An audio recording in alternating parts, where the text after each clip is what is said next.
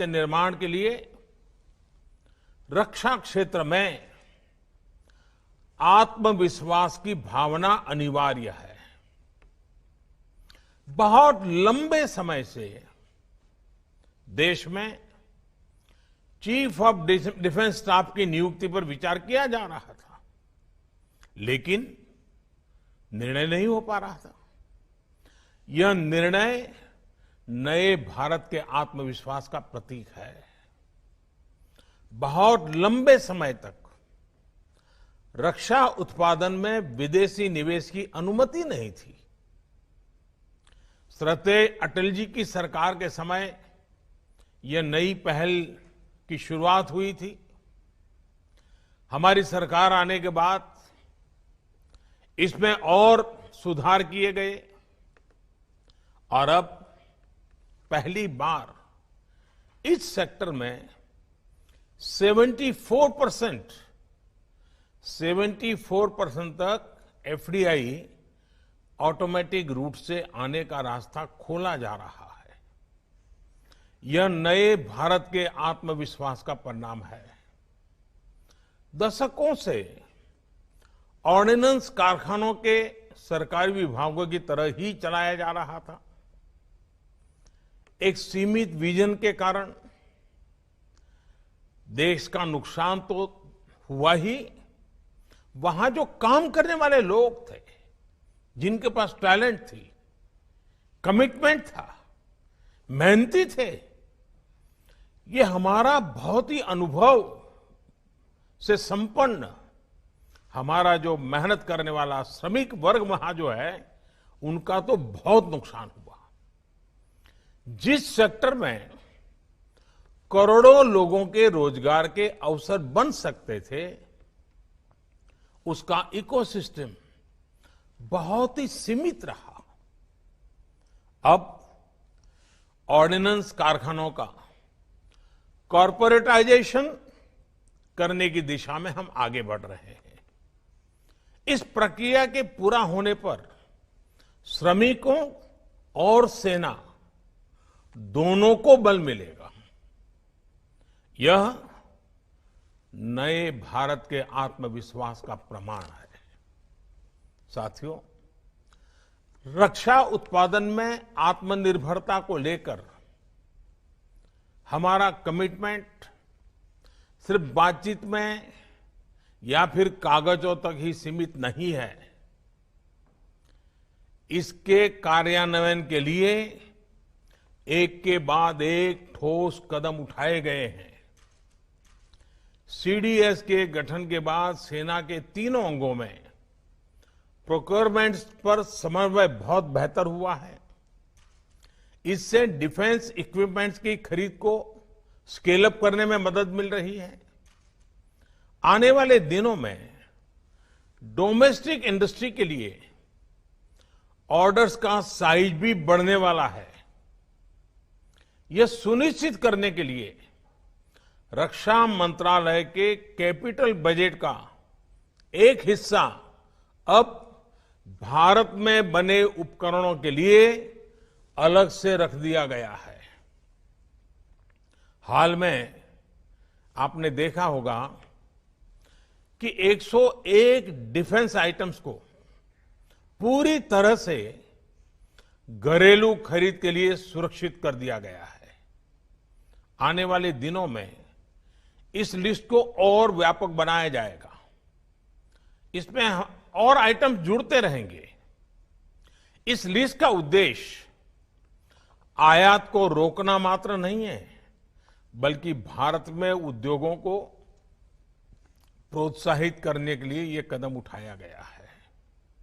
इससे आप सभी साथियों को, चाहे वो प्राइवेट सेक्टर हो, पब्लिक सेक्टर हो, एमएसएमई हो, स्टार्टअप हो, सभी के लिए सरकार की भावना और भविष्य की संभावना अब आपके सामने ब्लैक एंड व्हाइट में क्लियर है। इसके साथ हम प्रोक्योरमेंट प्रक्रिया को स्पीड अप करने के लिए, टेस्टिंग की व्यवस्था को स्ट्रीमलाइन करने के लिए और क्वालिटेटिव रिक्वायरमेंट्स को रेशनलाइज करने के लिए भी लगातार काम कर रहे हैं और मुझे खुशी है कि इन सभी प्रयासों को सेना के तीनों अंगों का बहुत ही कोऑर्डिनेटेड रूप में बहुत ही सहयोग है, एक प्रकार से प्रोएक्टिव भूमिका है। साथियों, आधुनिक उपकरणों में आत्मनिर्भरता के लिए टेक्नोलॉजी अपग्रेडेशन जरूरी है। जो उपकरण आज बन रहे हैं उनका नेक्स्ट जनरेशन तैयार करने पर काम करना भी आवश्यक है और इसके लिए डीआरडीओ के अलावा प्राइवेट सेक्टर में और एकेडमिक इंस्टीट्यूशंस में भी रिसर्च और इनोवेशन को प्रोत्साहित किया जा रहा है। टेक्नोलॉजी ट्रांसफर की सुविधा से हटकर फॉरेन पार्टनर्स के साथ जॉइंट वेंचर्स के माध्यम से को प्रोडक्शन के मॉडल पर बल दिया जा रहा है। भारत के मार्केट साइज को देखते हुए हमारे फॉरेन पार्टनर्स के लिए अब भारत में ही प्रोडक्शन करना सबसे उत्तम विकल्प है। साथियों, हमारी सरकार ने शुरू से ही रिफॉर्म, परफॉर्म एंड ट्रांसफॉर्म इस मंत्र को लेकर के हमने काम किया है। रेड टेपिज्म कम करना और रेड कारपेट बिछाना, यही हमारा प्रयास रहा है। ईज ऑफ डूइंग बिजनेस को लेकर 2014 से अब तक जो सुधार किए गए हैं उनका परिणाम पूरे विश्व ने देखा है। Intellectual property, taxation, insolvency and bankruptcy, यहां तक कि स्पेस और एटॉमिक एनर्जी जैसे बहुत कठिन और जटिल ऐसे जो विषय माने जाते हैं उन विषयों पर भी हमने रिफॉर्म्स करके दिखाए हैं।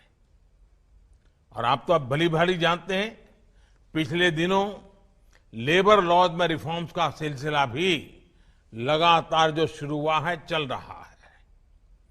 कुछ साल पहले तक इस प्रकार के विषयों पर सोचा भी नहीं जाता था और आज ये रिफॉर्म्स जमीन पर उतर चुके हैं।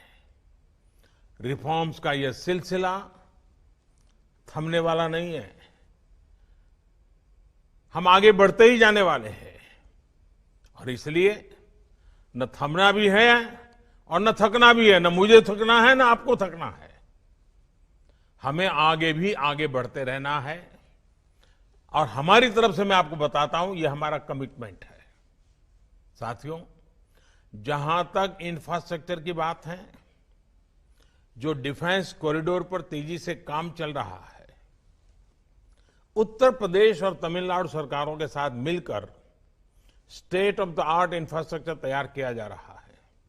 इसके लिए आने वाले 5 सालों में 20,000 करोड़ रुपए के निवेश का लक्ष्य रखा गया है।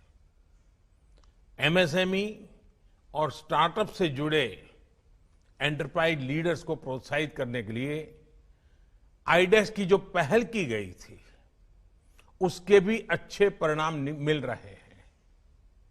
इस प्लेटफॉर्म के माध्यम से 50 से अधिक स्टार्टअप्स ने सैन्य उपयोग के लिए टेक्नोलॉजी और प्रोडक्ट्स को विकसित किया है। साथियों, मैं एक और बात आपके सामने खुले मन से रखना चाहता हूं। आत्मनिर्भर भारत का हमारा संकल्प इनवर्ड लुकिंग नहीं है। ग्लोबल इकोनॉमी को ज्यादा रेजिलिएंट, ज्यादा स्टेबल बनाने के लिए, विश्व में शांति के लिए एक सक्षम भारत का निर्माण ही इसका लक्ष्य है।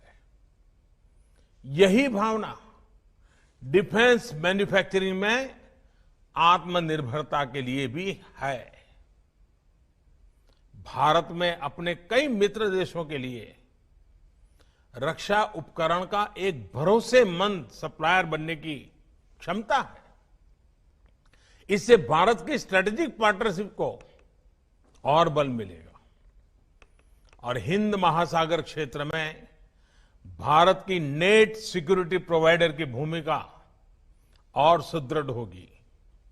साथियों, सरकार के प्रयास और प्रतिबद्धता आप सभी के सामने है। अब आत्मनिर्भर भारत के संकल्प को हमें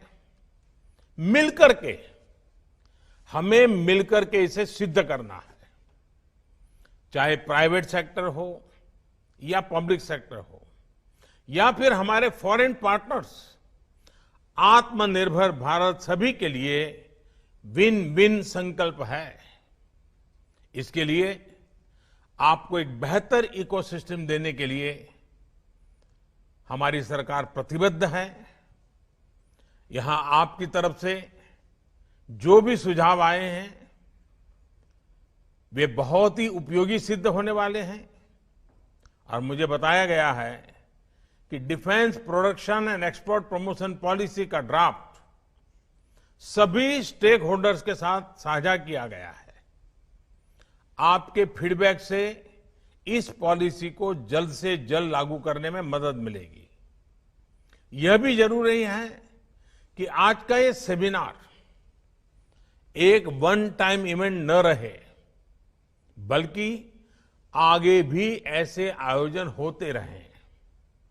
इंडस्ट्री और सरकार के बीच लगातार विचार विमर्श और फीडबैक की स्वाभाविक कल्चर बननी चाहिए। मुझे विश्वास है कि ऐसे सामूहिक प्रयासों से हमारे संकल्प सिद्ध होंगे।